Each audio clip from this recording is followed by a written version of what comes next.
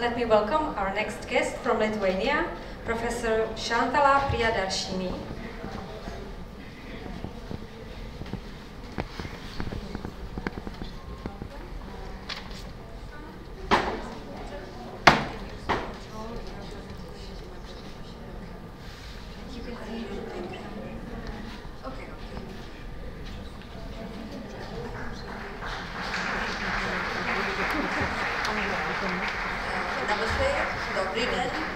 Sweki.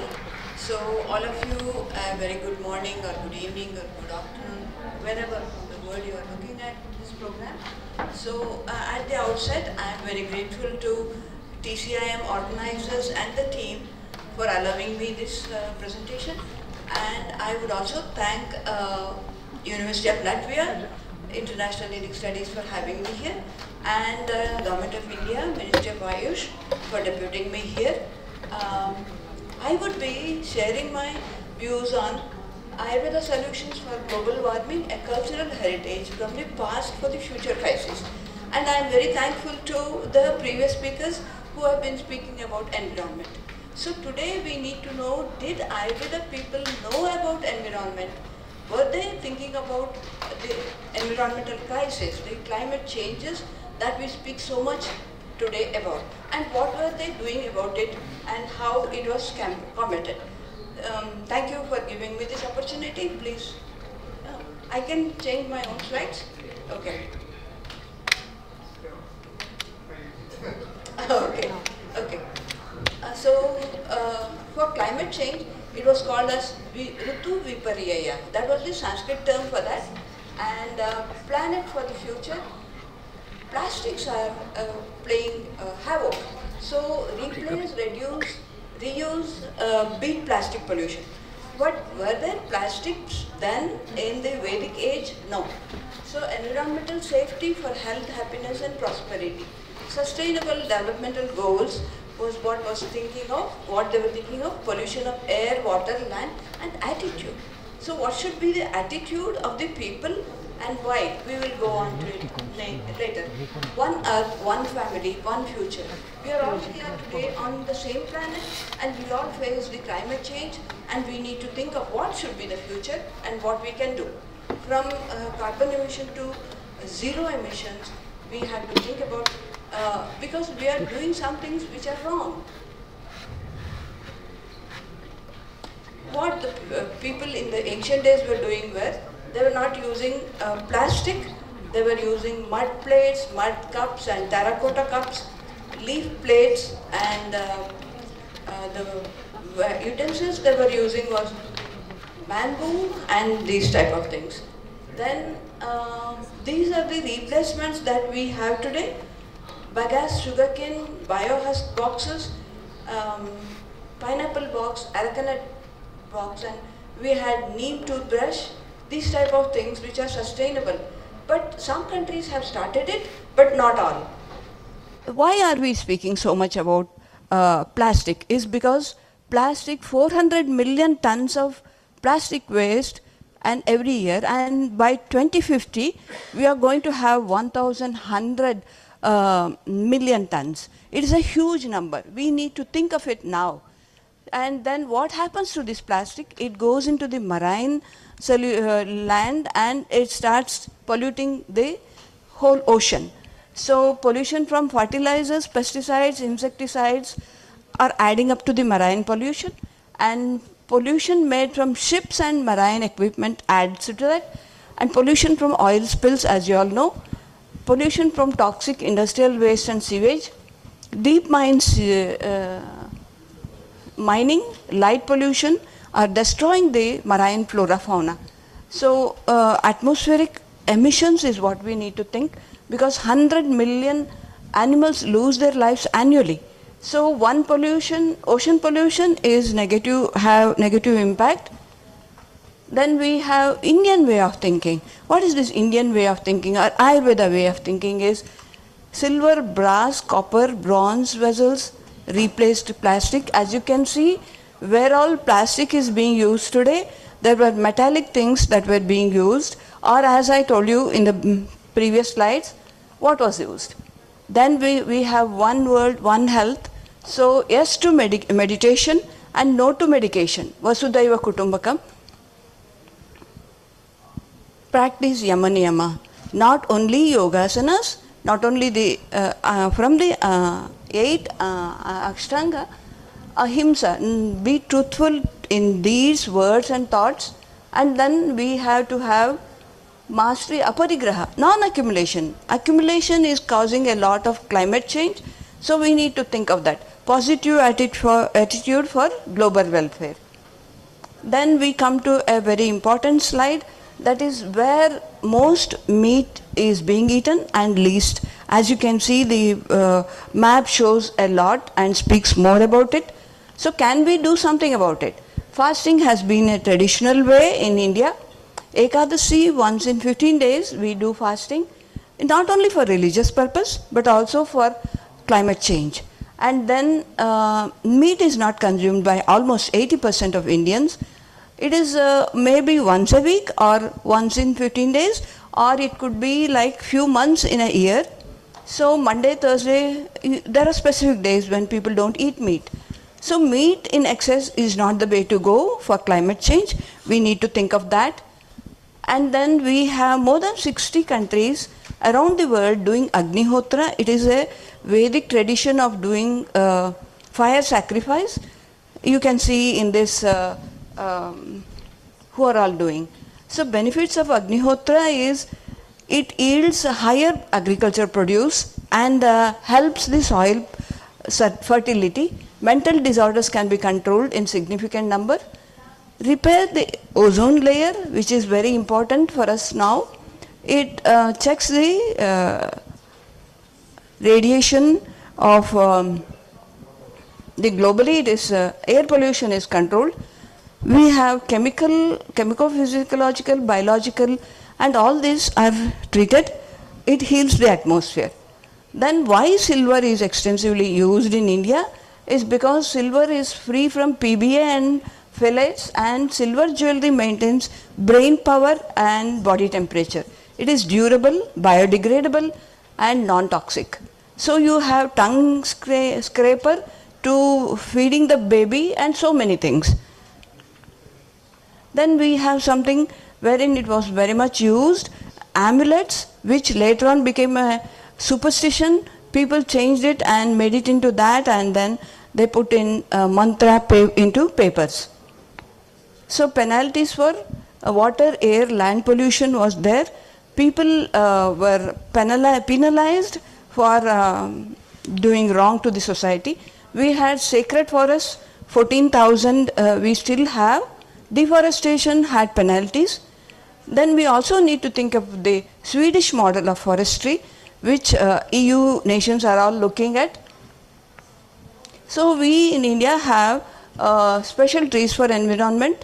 That is what Ayurveda also recommends. Peepal tree, banyan tree, neem tree. It's not only medicinal, but it has influence on the environment. So zero emission building is, I will be showing some photos. It says that it is eco-friendly, no air conditioning is needed.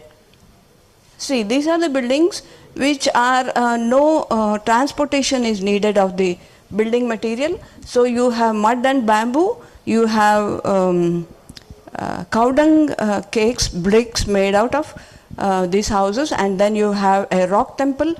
Most of the temples are made of rock, and there is no need to transport material. And here in the last picture you have a step well, which is not only for water transport, but it is also it will be eco-friendly, air conditioning in all seasons.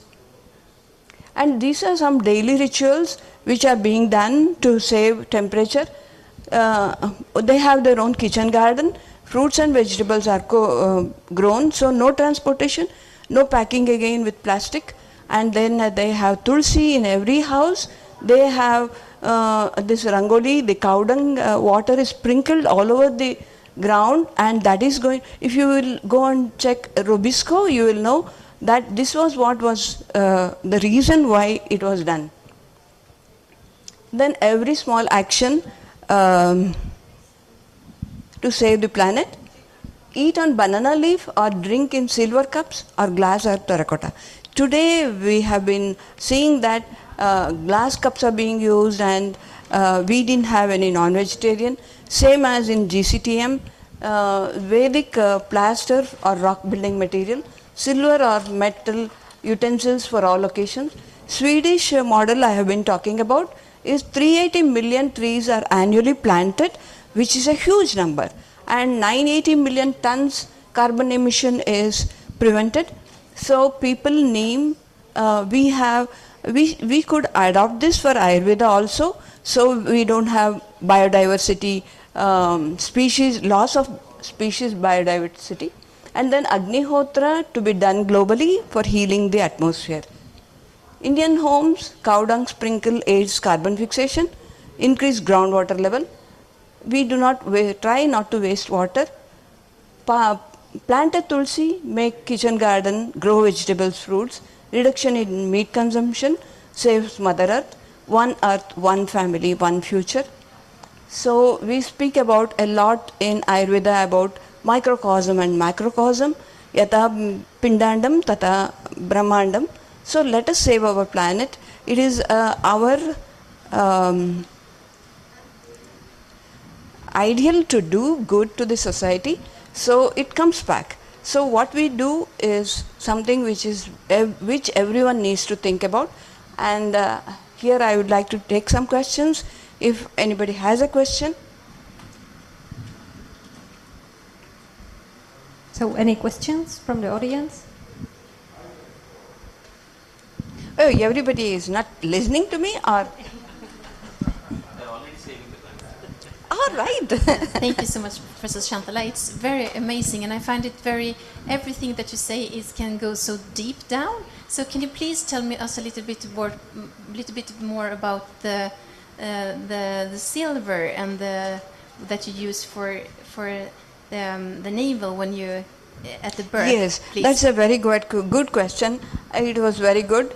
In ancient days, the deliveries were conducted at homes, and dais are there were not doctors, midwives were conducting this, and when they were doing it, the umbilical blood was stored into small silver bottles, and that was known as lockets or taita, that was called that. Lockets are amulets. So then they would close it, and it would belong to one person only. It would not be transported anywhere, it would not belong to anybody else.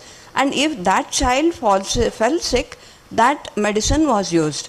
So what today we know as the stem cell, the banking, so that was there and that was conducted.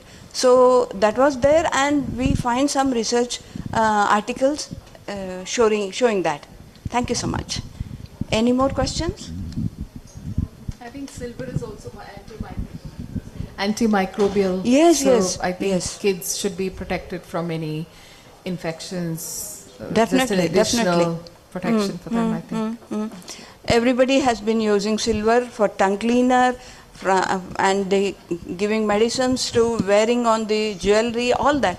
So it had a lot of meaning, and plates were in silver, so that was good. Thank you very much for giving me. One more question. Yes, sir. Thank you for a very nice presentation. Thank you. And I have one question. One way of the thinking is that the climatic change is also because we are too many people here on the earth. Exactly, exactly. Is there any thinking in India, in Ayurveda, that we should little bit reduce the number of children to help the planet? Yes, yeah? yes. Because actually, India has a very, very many people. It will be the biggest country in the world. Yes, it is true. Actually, in India, we had a thing as to when a child should be born, at what age the marriage should take place, and what time they should copulate, and when the child should be born. So they had a lot of things. But later on, what happened? We had too many different states, too many different we had a lot of invasions being done, so we had the influence of the British, the Mughals and so many other countries, so the whole culture was lost. We had all this very previously. Please, yeah. We had it previously, but we lost all that, unfortunately. We need to bring it back. Thank you for such a good question. I agree. Thank you. We are a very loving country.